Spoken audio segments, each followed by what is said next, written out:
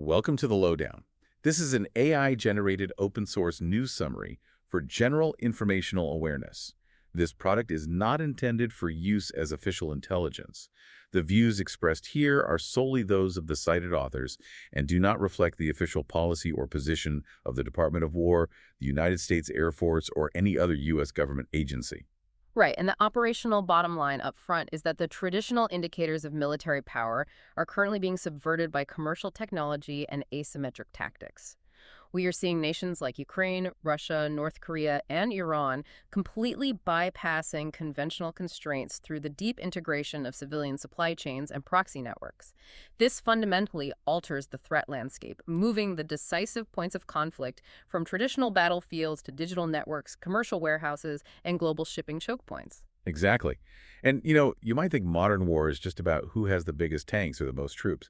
But what if the real front lines actually involve, like Chinese magnets, fake medical software updates, and secret transit tolls on the high seas? Yeah, that is the reality of the tactical environment we're looking at today. It's incredibly murky. Welcome to today's deep dive. We are taking a really sweeping look at how nations are radically adapting their military and diplomatic strategies to navigate modern conflict, sanctions, and resource constraints.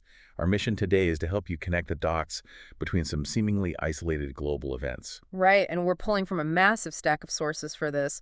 We've got a deep dive podcast from the Royal United Services Institute, or USI, regional updates from the Institute for the Study of War, a paper from the Association of the United States Army on cyberwarfare, and some recent on-the-ground reporting from Al Jazeera and the War Zone. It's a lot of ground to cover. But when you synthesize all of this, you really start to understand the new unwritten rules of 21st century statecraft. Absolutely. And to understand how warfare is fundamentally shifting, the most logical starting point is the most visible laboratory for modern conflict right now, which is Ukraine. The sheer scale of adaptation happening there is just unprecedented. The RUSI podcast featuring Dr. Jack Watling provides some honestly staggering numbers. If you look back to 2014, Ukraine was operating with a neglected Soviet legacy force of about 250,000 personnel. Which is not small, but... Right, but they could only field 10 brigades on the front line back then. Fast forward to today, and they have a defense force of 960,000 personnel. Oh, wow. Almost a million. Exactly. Managing 120 frontline brigades. See, the mechanism behind that expansion is what I find so fascinating, because we tend to think of military growth purely in terms of a traditional draft, just pulling citizens into uniform. But the sources show this massive influx of civilian talent and private capital actively reshaping the defense sector from the outside. Yeah, it's a totally different approach. You have these tech entrepreneurs, logistics experts, and business leaders who basically brought their civilian Silicon Valley-style operational culture right into a wartime environment. And that cultural shift is the critical variable here, because traditional Western defense procurement operates on what you might call a waterfall model. Oh, right, the endless red tape. Exactly. A government identifies a need, spends years writing requirements, puts it out to bid, and then some prime contractor spends a decade developing it. Right. So by the time a new drone or a communication system actually hits the battlefield, it is exhaustively certified, incredibly expensive, heavily over-engineered, and frankly, potentially obsolete against current threats. Whereas the Ukrainian model is entirely iterative. The civilian-military hybrid model just asks, what is the minimum viable product required to solve the immediate tactical problem? Spot on. Ukrainian entrepreneurs are taking on massive personal financial risks to spin up these small manufacturing hubs. They're iterating drone designs on a weekly basis. I mean, if a drone is only designed to fly a one-way kamikaze mission, it doesn't need a 10-year lifespan certification, right? No, not at all. It doesn't need millions of dollars in all-weather testing. It just needs to work well enough today for a few $100s. And that mindset built what they are calling the wall of drones. Which creates this incredible sensor shooter network that just blanket covers the battlefield. But, we have to be careful not to fall into the trap of thinking technology has entirely rewritten the rules of war. Right. The narrative that we are entering an era of purely remote push-button warfare is a dangerous oversimplification. I was actually going to bring that up because the War Zone reporting highlighted that Ukraine just officially ordered Grapeny fighter jets. Yes. So despite this absolute swarm of drones in the sky, they're clearly still investing heavily in conventional manned air power. I think there's this romanticized idea floating around, like a modern equivalent of WWII-style shadow factories, Yeah. churning out autonomous weapons that basically render old tools dead. Right, like tanks are suddenly obsolete. Exactly. With all these drones, our traditional weapons like tanks and infantry, just giant, obsolete metal targets now. Well, no. The human element and heavy armor haven't been replaced at all. The tactical geometry has just changed. Combined arms approaches, integrating artillery, armor, and infantry, are still the only way to actually take and hold ground. A drone cannot physically occupy a trench. That makes sense. To put the sheer density of human force into perspective, the RUSI analysis pointed out a really sobering statistic. More Russian soldiers attacked the single Ukrainian town of Pokrovsk than exists in the entire British army. Wait, really? That is a staggering metric. It is. And when you are dealing with that scale of mass and attrition, a swarm of drones alone is insufficient. You still need artillery to suppress the enemy, you still need armored vehicles to physically protect infantry while they maneuver, and you still need the infantry to actually clear a defensive line. So drones are just another piece of the puzzle. Exactly. They act as a highly effective new layer that makes everything more lethal, but they are operating within a very old, very brutal paradigm of industrial warfare. But sustaining that level of industrial attrition requires an unbelievable amount of raw material, which actually brings up a bizarre contradiction in the sources regarding how these war machines are actually built. It turns out no one fights in a vacuum. Right. Everyone, regardless of what side of the geopolitical divide they sit on, relies on the exact same global supply chains. The interconnectedness of defense manufacturing is just one of the great paradoxes of modern conflict. The sources highlight that Western militaries produce the most highly advanced precision missiles in the world, yet the titanium used in the airframes of those metals is overwhelmingly extracted and refined in Russia. It's crazy. And the dependency goes in every direction. Think about the drones we were just discussing. Every single quadcopter flying over that battlefield, whether it's being operated by Ukrainian forces or Russian forces, relies on a specific type of brushless electric motor. Yep. And the core component of those motors are rare earth magnets. And the global market for extracting and processing those magnets is almost entirely dominated by China. So you have this bizarre situation where the foundational building blocks of 21st century combat are just sitting in commercial warehouses, moving freely across borders, often originating from the very nations that are engaged in indirect conflict with one another. It's basically the geopolitical equivalent of trying to build an impenetrable fortress. But you have to buy all your bricks and mortar from your enemy's hardware store. That's a great way to put it.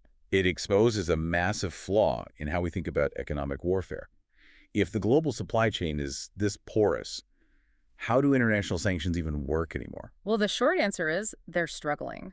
The mechanism of traditional deterrence and economic isolation is definitely failing when it comes to dual-use technology. Sanctions work really well on highly specialized, easily trackable military hardware like, say, a nuclear centrifuge or a bespoke radar system. Sure, things that are obviously military. Exactly. But when a critical component is a dual-use commercial good, the enforcement just falls apart. You cannot effectively sanction the microchips that guide a smart bomb without also crashing the global supply chain for washing machines, smartphones, and automotive sensors. Right. The global market is just too fluid, and states will always find a backdoor, a middleman, or a shell company to get what they need. Which provides the perfect lens to examine North Korea. The UN has arguably the strictest sanctions regime on the planet targeting Pyongyang, supposedly isolating them entirely. But the Institute for the Study of War's Korean Peninsula updates paint a completely different picture. A very different picture. Russian enterprises from Siberia, specifically out of hubs like Khabarovsk and Irkutsk, are openly flouting UN sanctions. They have business delegations visiting Pyongyang, securing deals for energy, liquid natural gas, and construction projects. And we really need to look at how these transactions actually function, because this isn't just cash moving through banks. Because both nations are locked out of the SWIFT international banking system to varying degrees, they rely on barter economies and commodity swaps. Right, trading goods for goods. Exactly.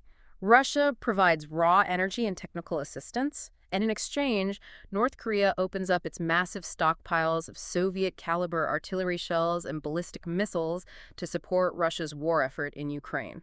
And this transactional relationship is giving Kim Jong an incredible economic and diplomatic cover to rapidly modernize his armed forces.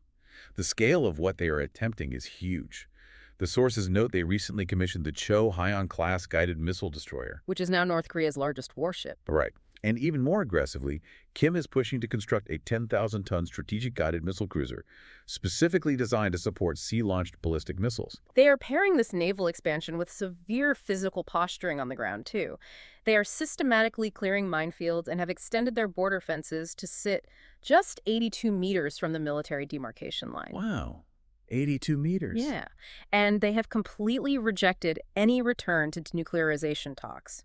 All of this is happening while, just across the border, South Korean President Lee Jae-myung is grappling with intense domestic pressures, seeing his approval ratings slide down to 46.5%. I do have to challenge the reality of this naval buildup, though. I mean, announcing a 10,000-ton cruiser is great for domestic propaganda, but building and operating one is a massive, highly complex leap in naval engineering. Oh, absolutely. To sustain what they call a green water Navy ships capable of operating in the open ocean, away from the safety of coastal defenses, you need an incredibly complex logistical tail. You need deep water dry docks for maintenance, specialized underway replenishment ships to refuel them at sea. Layered air defense systems. Exactly, to protect an asset of that size.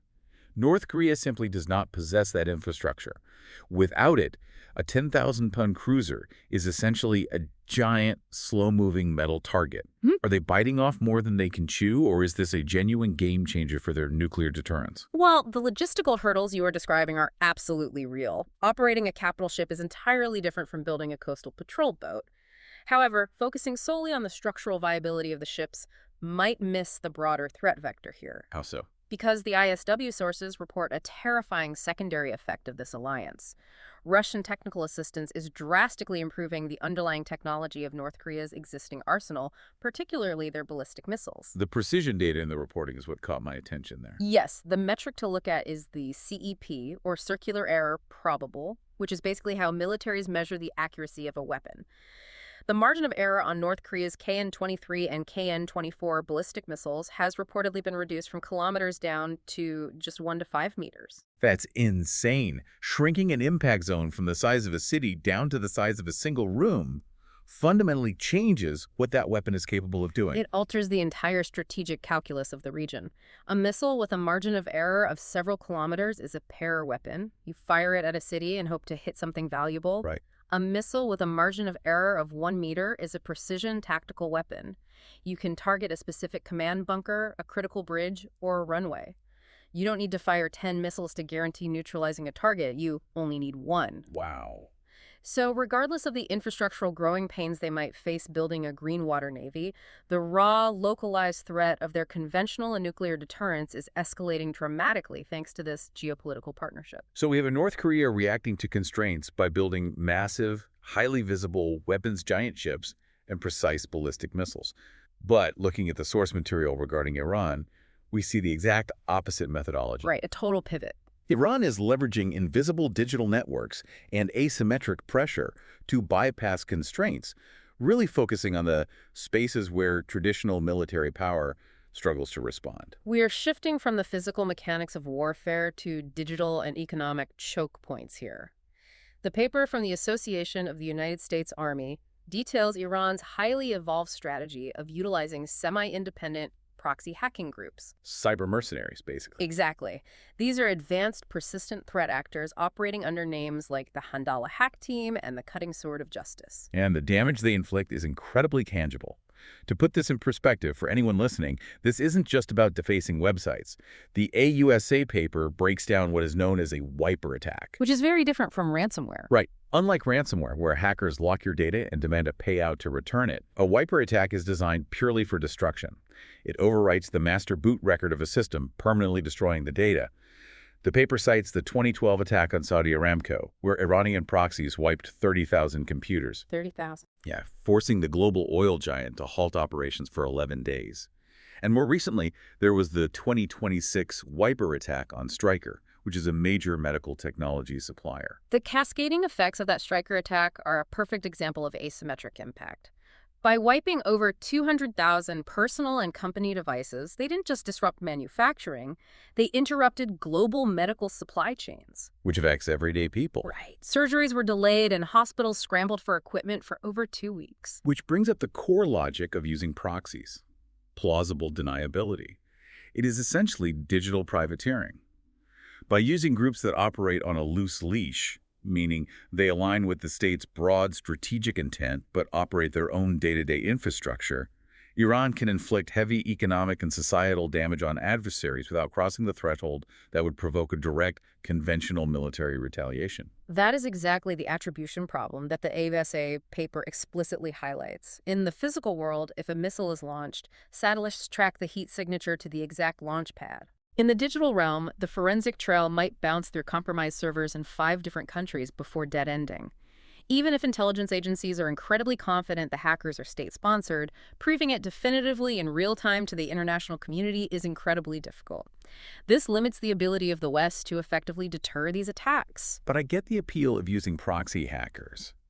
But isn't delegating that much destructive capability to semi-independent actors incredibly reckless?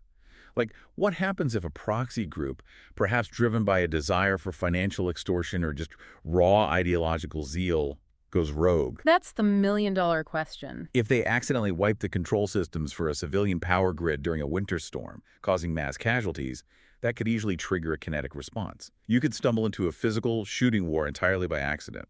The risk of miscalculation and unintended escalation is immense, and that same strategy of deliberate ambiguity is mirrored in Iran's physical asymmetric strategy as well.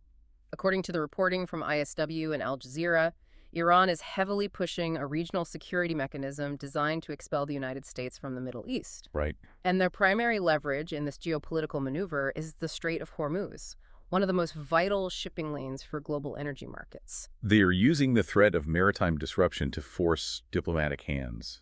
The Al Jazeera reporting detailed the ongoing indirect negotiations taking place in Doha, Qatar. U.S. envoys, specifically Steve Witkoff and Jared Kushner, are there attempting to establish the implementation of a 60-day ceasefire memorandum of understanding and negotiating the release of frozen Iranian assets. But the catch is, Iran refuses to even engage in direct face-to-face talks. They don't have to engage directly because they hold the asymmetrical cards. There is currently a proposal from Oman to institute transit fees for shipping companies moving through the strait.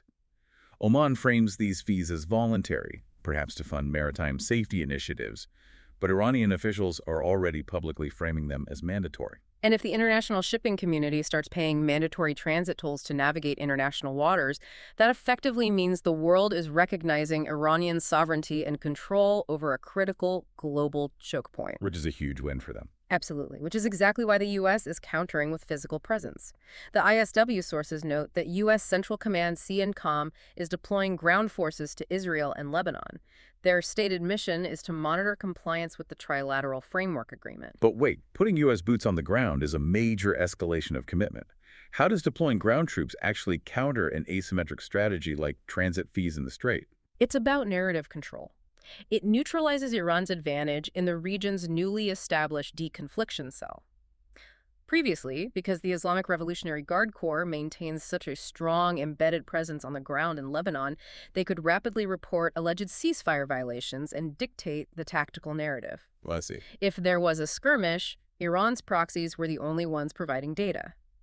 By deploying CCNCOM ground forces, the U.S. establishes an independent capability to verify incidents, respond instantly, and basically prevent Iran from manipulating the reality on the ground to justify further aggression. So as we pull all of these threads together, the picture of modern conflict is radically different from the conventional wisdom. Yeah, it really is. We started by looking at how Ukrainian civilians are crowdsourcing the development of suicide drones, bypassing decades of bureaucratic defense procurement. This exposed the uncomfortable reality that both sides of a conflict are relying on the exact same Chinese rare earth magnets and Russian minerals to build their arsenals. We then examined how traditional economic sanctions are failing against dual-use technologies, allowing North Korea to leverage a barter economy with Russia.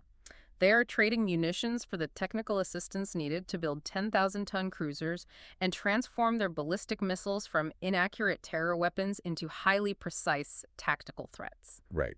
And finally, we looked at Iran's mastery of the loose leash, utilizing invisible proxy hackers to cripple global medical suppliers with wiper attacks, while simultaneously threatening to choke off the Strait of Hormuz to extract diplomatic and financial concessions in Doha.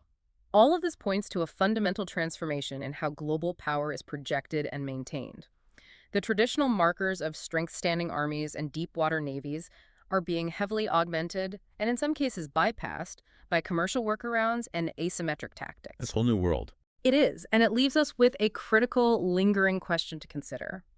If the machinery of modern warfare increasingly relies on off-the-shelf commercial components, deeply porous global supply chains, and autonomous proxy groups who operate in the shadows, will the wars of the future be decided not by governments, diplomats, and generals, but by the private corporations and rogue actors who actually control the underlying tools of conflict? If the state no longer holds a monopoly on the mechanisms of war, the entire foundation of global stability shifts. It is definitely something to think about the next time you update the software on your devices or look at where the components in your electronics were sourced. From all of us here, thank you for joining us on this deep dive into the changing face of global conflict. We will catch you next time.